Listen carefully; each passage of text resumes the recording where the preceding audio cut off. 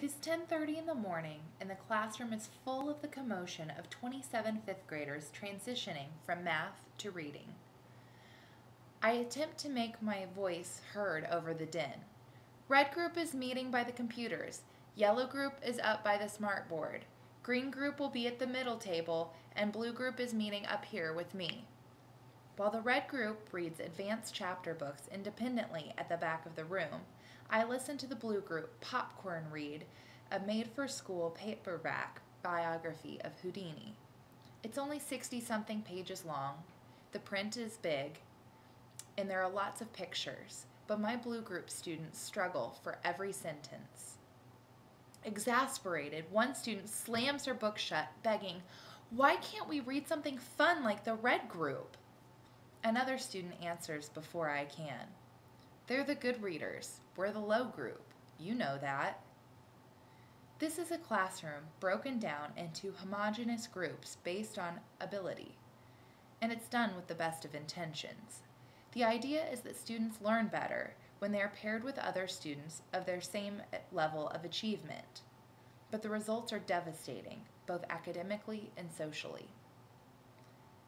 When students are divided based upon supposed ability, students who are not achieving at the level of the standards for their grade fall even farther behind, never being exposed to material beyond their reach for fear that we will discourage them. And it's clear from my experience as a substitute teacher what the social implications of ability grouping are. Even if the groups have completely harmless names, like the red group and the blue group, for instance, students learn very quickly just who the smart kids are. But this ability grouping goes far beyond the traditional classroom. At the end of the hallway, in another room altogether, are the students with autism and other learning disabilities that mean that they will probably never spend any significant amount of time in a classroom with their peers. Many special ed students essentially pass their school years in isolation.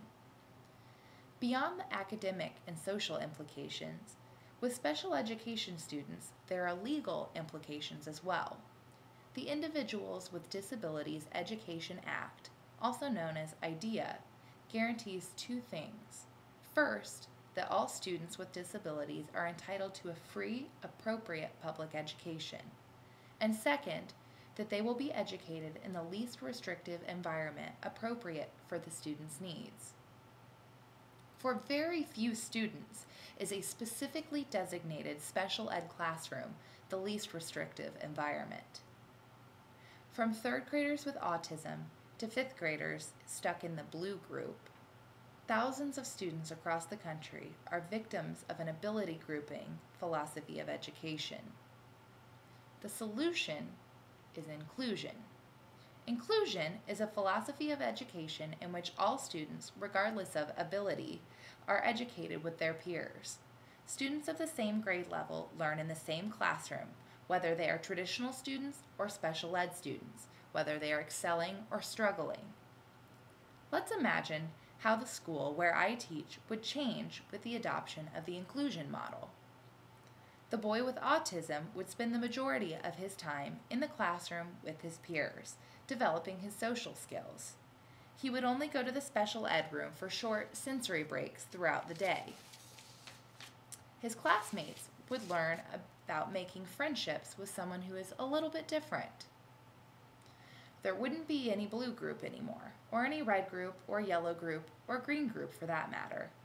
In fact, students reading above grade level might spend a portion of their reading time paired with a student who struggles with reading. One student would learn leadership skills and how to teach without being a tyrant. The other student would have help on a tough subject. Both would have the opportunity to make a new friend. And who knows, perhaps the student who struggles in reading will be the same student who is helping the other in math.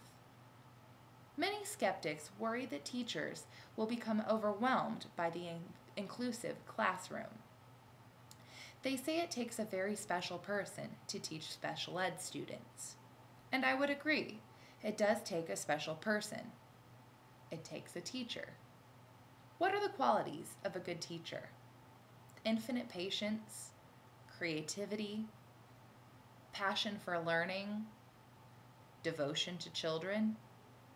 These are the same qualities found in a good special ed teacher as well. The bottom line is that no child should ever be put away in a classroom at the end of the hallway, or in a group for the bad readers. Every child has the right to an education free from isolation. An education free from isolation is waiting in the inclusive classroom where every child belongs.